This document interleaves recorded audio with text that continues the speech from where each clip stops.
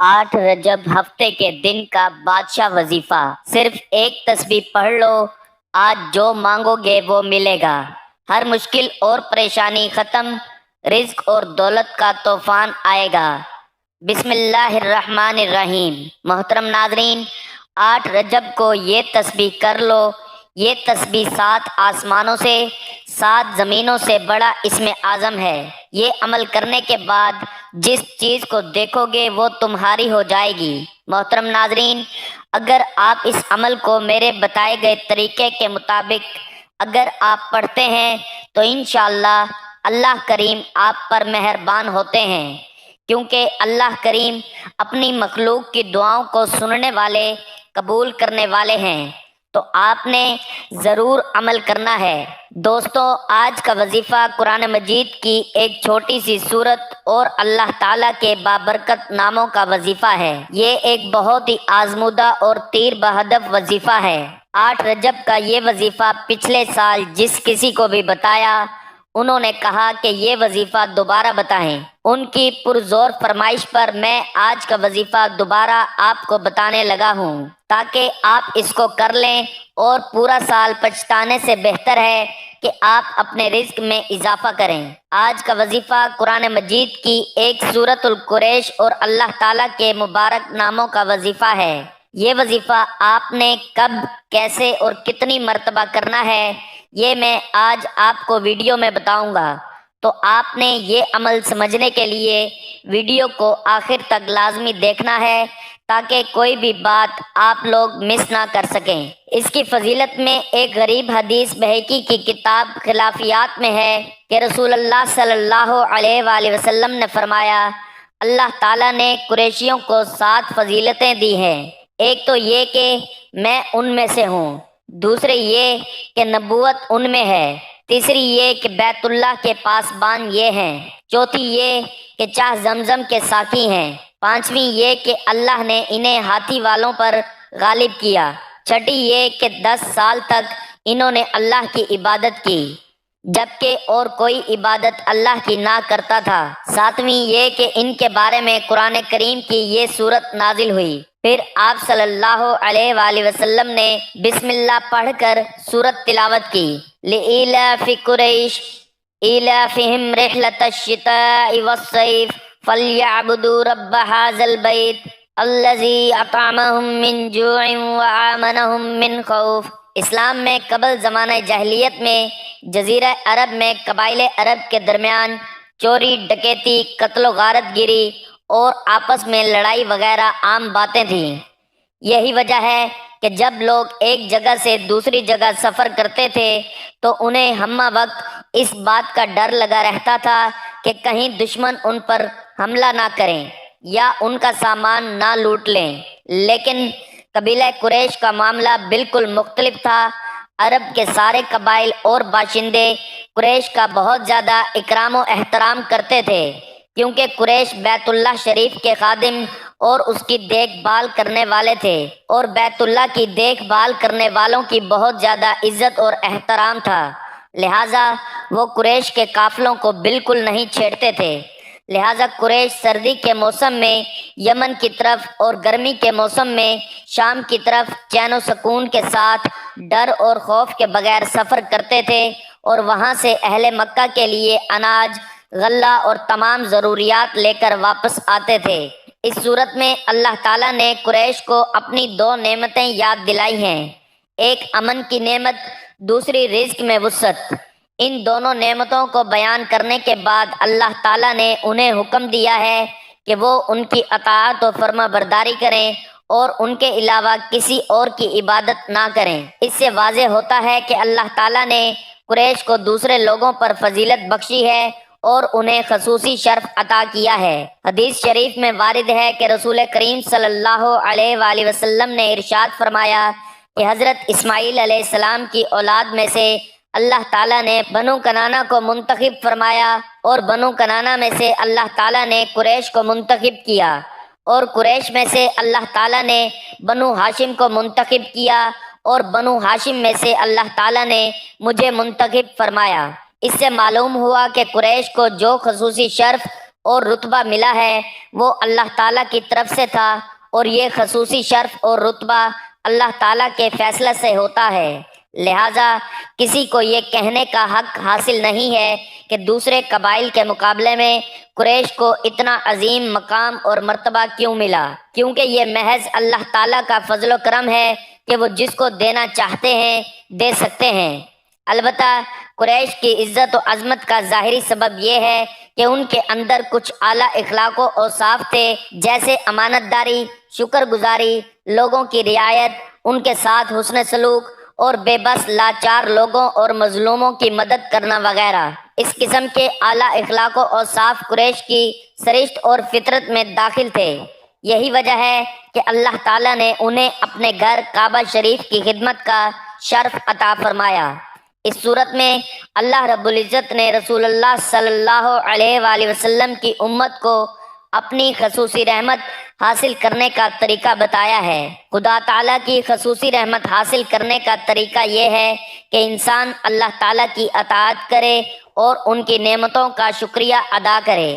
جب کوئی شخص اللہ تعالیٰ کی اطاعت و فرما برداری کرتا ہے اور اللہ تعالیٰ کا شکریہ ادا کرتا ہے تو اللہ تعالیٰ اس شخص کو دو بڑی نعمتیں عطا فرماتے ہیں۔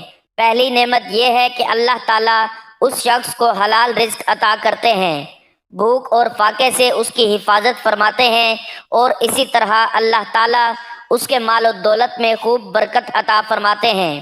دوسری نعمت یہ ہے کہ اللہ تعالیٰ اس کے جان و مال میں امن و سلامتی عطا فرماتے ہیں۔ قرآن مجید کی دوسری آیت میں اللہ تعالیٰ نے ایک بستی کی مثال بیان فرمائی ہے۔ اس بستی والوں کو اللہ تعالیٰ نے ہر قسم کی نعمت عطا کی تھی۔ فرمان مصطفیٰ صلی اللہ علیہ وآلہ وسلم ہے، جس نے رجب کا ایک روزہ رکھا تو وہ 1 سال کے روزوں کی طرح ہوگا۔ جس نے 7 روزے رکھے اس پر جہنم کے 7 دروازے بند کر دیے جائیں گے۔ جس نے 8 روزے رکھے اس کے لیے جنت کے 8 دروازے کھول دیے جائیں گے۔ جس نے 10 روزے رکھے وہ اللہ عز و جل سے جو کچھ مانگے گا اللہ عز و جل اسے عطا فرمائے گا، اور جس نے 15 روزے رکھے تو آسمان سے منادی ندا کرے گا کہ تیری برائیاں نیکیوں سے بدل دی گئیں۔ ماہ رجب میں حضرت نوح علیہ السلام کشتی میں سوار ہوئے تو خود بھی روزہ رکھا اور ہمراہیوں کو بھی روزے کا حکم دیا۔ ان کی کشتی 10 محرم تک 6 ماہ سفر میں رہی۔ اس حدیث سے معلوم ہوتا ہے کہ روزے کا اجر کتنا بڑا ہے۔ رجب میں ان خاص قبولیت کی گھڑیوں میں اللہ تعالیٰ سے دعائیں کریں، کیونکہ ہر وقت اللہ آپ کی دعاؤں کو سنتا ہے، قبول فرماتا ہے، اس لیے اسے مجیب کہا جاتا ہے، کیونکہ وہ سائل کے سوال کا جواب دیتے ہیں، پکارنے والوں کو پکار کا جواب دیتا ہے۔ اللہ تعالیٰ کا خود ارشاد باری تعالیٰ ہے کہ وہ کون ہے جو پکارنے والے کی اضطرابی پکار کو قبول فرماتا ہے، کیونکہ اللہ تعالیٰ تو مجیب ہے، وہ مظلوموں کی پکار سن کر ان کے ظلم کا تدارک کرتا ہے۔ اللہ مجیب ہے کہ وہ دکھیوں کی صدا کو سن کر ان کے دکھ کا اندازہ کر سکتا ہے، اس کے دکھ کا ازالہ کرتا ہے۔ اللہ مجیب ہے، جب کوئی پریشان حال اسے مدد کے لیے بلاتا ہے تو اس کی مدد فرماتا ہے۔ اللہ مجیب ہے، وہ اپنے ولیوں کو اپنا بنا کر ان کی ہر صدا پر لطف و کرم کا اظہار فرماتا ہے۔ اللہ مجیب ہے، وہ اپنے فقیروں کے اٹھے ہوئے ہاتھوں کی لاج رکھتا ہے، ان کی دعاؤں کو قبول فرماتا ہے۔ بے شک اللہ کریم ہی وہ ذات ہے جو انسان کی مشکلوں کو، انسان کی پریشانیوں کو حل کرنے پر قادر ہے، ورنہ کون ہے جو آپ سے ان مشکلات کو ہٹا پائے؟ کون ہے جو آپ کو دے پائے؟ کوئی بھی ایسی ذات اللہ کریم کے سوا کوئی ایسی ذات ہے ہی نہیں جو آپ کی مشکل میں آپ کے لیے ایک امید کی کرن ہو۔ آسرا نا امید پریشان حال مایوس لوگوں کے لیے اگر کوئی ذات ہے تو وہ صرف اور صرف اللہ کی ذات ہے، جو ناممکن کو ممکن بنانے پر قادر ہے، جو 100% دعا کو قبول کرنے والی ذات ہے۔ آپ بھی اگر اپنی الٹی تدبیروں سے، بیکار ہوتی کوشش، ناکام ہوتے منصوبوں، پرانے سے پرانے جادو، جنات، بندش اور سخت ترین بیماریوں میں اگر آپ پھنس چکے ہیں تو انشاءاللہ تعالیٰ آج کا جو عمل ہے وہ آپ کو بے نیاز کر کے ہر مشکل سے نکلنے کا راستہ مہیا کرے گا۔ ناممکن کو ممکن بنائے گا۔ انشاءاللہ ہر قسم کی بیماری پریشانی آپ کی حل ہوگی۔ اللہ کریم آپ کے معاملات میں خیر و برکت کے ٹھنڈے بادل نازل فرمائیں گے اور اللہ کریم آپ پر امن کی شمع کو روشن فرمائیں گے، آپ کو آسانی والی زندگی میں داخل فرمائیں گے۔ دوستو، وظیفہ بتانے سے پہلے حضرت علی رضی اللہ تعالیٰ عنہ کا قول سن لیں۔ ایسے کون سے 3 عمل ہیں جو میاں بیوی کے کرنے سے گھر میں پریشانیاں آتی ہیں؟ اس بارے میں حضرت علی رضی اللہ تعالیٰ عنہ کا فرمان جاننے کے لیے اور وظیفہ جاننے کے لیے اس ویڈیو کو آخر تک ضرور دیکھیے گا۔ میاں بیوی کے 3 کام گھر میں غربت لاتے ہیں، یہ 3 کام کبھی نہ کرنا۔ اگر کرو گے تو یاد رکھنا غربت کا سمندر تمہارے گھروں کو ڈبو کر رکھ دے گا۔ تم لوگ غربت کی دلدل میں پھنس جاؤ گے، پریشانیوں مصیبتوں کی دلدل میں پھنس جاؤ گے، اس طرح پھنس جاؤ گے کہ باہر نکلنے کا کوئی راستہ ہی نہیں ملے گا۔ یہ 3 کام کبھی نہ کرنا۔ آخر وہ 3 کام کون سے ہیں جن کے کرنے سے انسان تنگ ہو جاتا ہے، انسان مصیبتوں میں مختلف بیماریوں میں مبتلا رہتا ہے؟ سونے کی اینٹوں سے بنایا گھر جہنم کے گھڑوں میں سے ایک گھڑا بن جاتا ہے۔ آخر میاں بیوی کے وہ 3 کام کون کون سے ہیں؟ آئیے حضرت سیدنا علی رضی اللہ تعالیٰ عنہ کے وہ 3 کام جانتے ہیں کہ وہ 3 خطرناک کام کون کون سے ہیں۔ ایک شخص بڑی دور سے حضرت علی رضی اللہ تعالیٰ عنہ کے پیچھے نماز پڑھنے آتا تھا۔ ایک مرتبہ وہ اچانک غائب ہو گیا، اچانک کہیں چلا گیا اور یہ معلوم نہیں کہاں گیا۔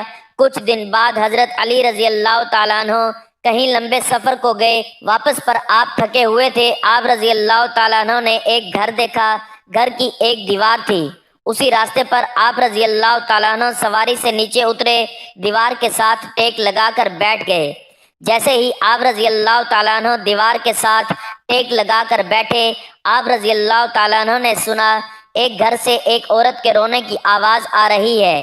اس کا شوہر اسے مارتا چلا جا رہا ہے، ڈانٹ رہا ہے، گالی گلوچ کر رہا ہے، تانے دے رہا ہے کہ او بدبخت، جب سے تو میرے گھر میں آئی ہے میں غریب ہو گیا ہوں، جب سے تو میرے گھر میں آئی ہے تنگیوں کو ساتھ لے کر آئی ہے، پریشانیوں کو ساتھ لے کر آئی ہے، امیری کے جنازے نکل گئے، غربت عروج پر آ گئی، میرے لیے قیامت بن کر آئی تھی، تو میرے لیے عذاب بن کر آئی تھی۔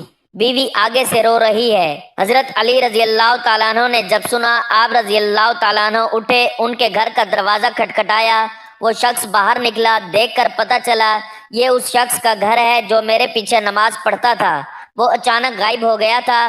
حضرت علی رضی اللہ تعالیٰ عنہ نے فرمایا اپنی بیوی کو لے کر آؤ۔ اس کی بیوی آ گئی، دونوں سامنے کھڑے ہیں کہ حضرت علی رضی اللہ تعالیٰ عنہ نے فرمایا یہ بتا کہ بیوی کو کیوں ڈانٹ رہا ہے، بیوی کو کیوں رلا رہا ہے؟ اس نے کہا یا علی، یہ بدبخت جب سے میرے گھر میں آئی ہے دوسری عورتیں بچے جنم دیتی ہیں، بچے پیدا کرتی ہیں، اس نے غربت پیدا کی ہے، دوسری عورتیں بیٹیاں پیدا کرتی ہیں، رحمت پیدا کرتی ہیں، نعمت پیدا کرتی ہیں، اس نے میرے لیے زوال پیدا کیے، اس نے میرے لیے غربت کو پیدا کیا۔ جب سے یہ آئی ہے رزق کے تمام دروازے بند کر دیے گئے ہیں، میں تو دن بدن غریب ہوتا چلا جا رہا ہوں۔ اب حضرت علی رضی اللہ تعالیٰ عنہ نے اس کی بیوی سے پوچھا ایک بات بتا، یہ شخص کب سے تجھے مار رہا ہے؟ یہ سن کر وہ رونے لگی، عورت کی آنکھوں سے بے ساختہ آنسو نکل گئے اور عورت رو رو کر کہنے لگی یا امیر المؤمنین، جب سے میں اس گھر میں آئی ہوں مجھے ایسا لگتا ہے کہ میں گھر میں نہیں آئی، میں جہنم میں آئی ہوں، مجھے ایسا لگتا ہے جیسے جیتے جی اللہ نے مجھے جہنم میں پھینک دیا ہو۔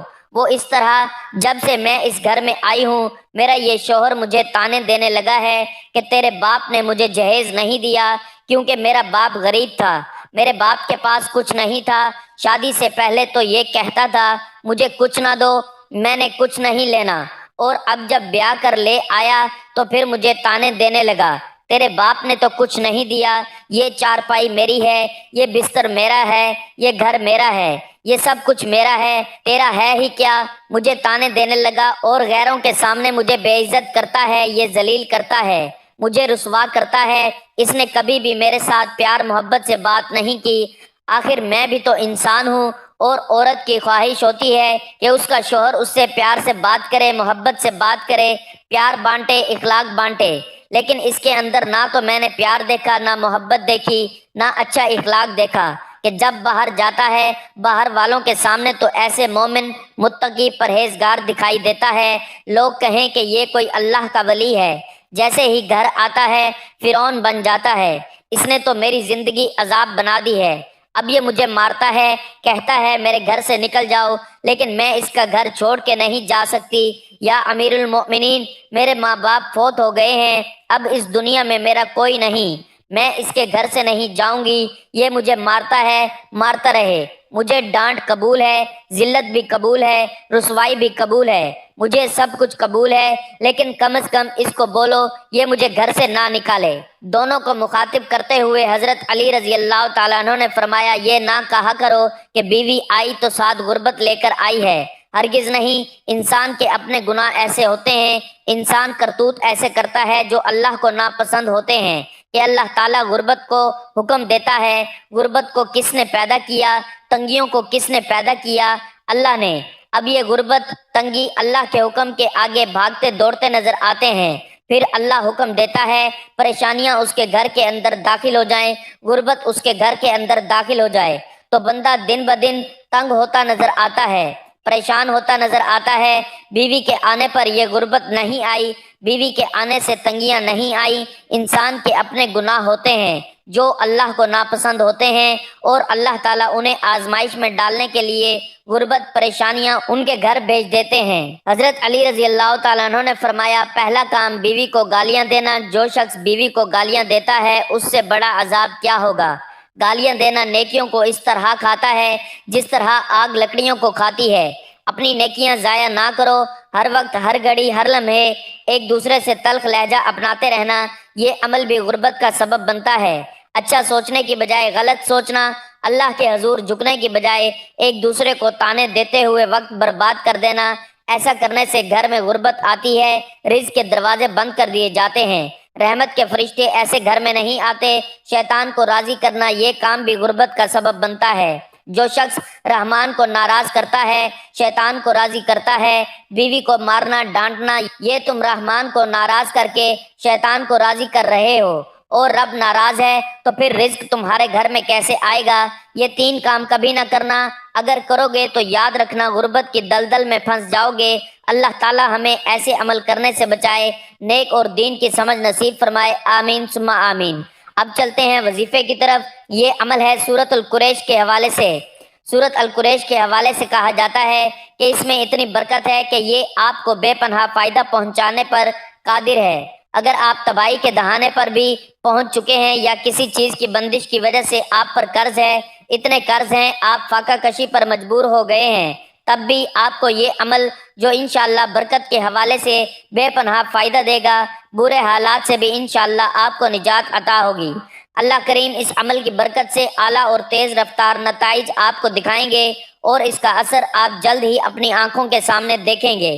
آپ کی مالی حالت کسی بھی سبب سے کمزور ہو گئی ہو، اللہ کریم آپ کی اس حالت کو درست فرمائیں گے۔ بیماری سے شفا حاصل کرنا چاہتے ہیں اور آپ چاہتے ہیں کہ آپ کی ہر قسم کی بیماری ختم ہو، تو انشاءاللہ آپ کی بیماری آپ کے جسم سے نکل کر باہر ہوگی۔ آپ کے گھر میں کسی بھی قسم کے رزق کی تنگ دستی ہے، اگر تنگی ہے، پریشانی ہے، تو انشاءاللہ آپ کو یقیناً اس کا فائدہ ہوگا۔ یہ بہت ہی خاص عمل ہے، بہت ہی پیارا عمل ہے۔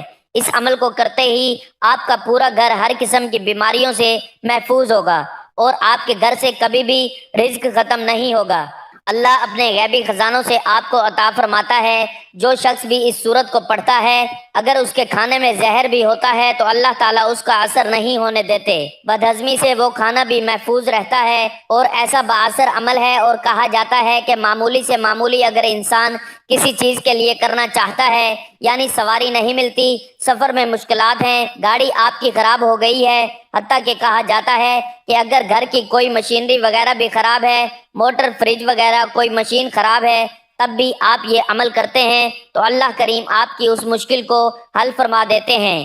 آپ کی اس مشکل میں آپ کے لیے کوئی نہ کوئی راستہ اللہ تعالیٰ آسان کر دیتے ہیں۔ اس طرح سے اللہ تعالیٰ کبھی بھی آپ کے گھر میں کسی بھی قسم کی پریشانی نہیں ہونے دیتے۔ ہمیشہ کے لیے گھر آپ کا بیماریوں سے مشکلات سے امن میں آ جاتا ہے۔ زندگی میں سکون ہوتا ہے، چین ہوتا ہے، برکت ہوتی ہے، عافیت ہوتی ہے۔ آپ نے انشاءاللہ اس عمل کو ضرور کرنا ہے۔ 8 رجب ہفتے کے دن کا یہ بہت ہی خاص عمل ہے اور بہت ہی مجرب وظیفہ ہے۔ یہ بہت ہی طاقتور عمل ہے۔ آپ اس وظیفے کو کس طرح کرنا ہے، آپ نے اس وظیفے کو کس طرح کرنا ہے یہ میں آپ کو بتاتا ہوں۔ تو آئیے وظیفے کی طرف چلتے ہیں۔ کوئی بھی وظیفہ شروع کرنے سے پہلے جیسا کہ آپ سب جانتے ہی ہیں کہ درود پاک پڑھنا ہے۔ ایک بار میرے ساتھ بھی درود پاک پڑھ لیں۔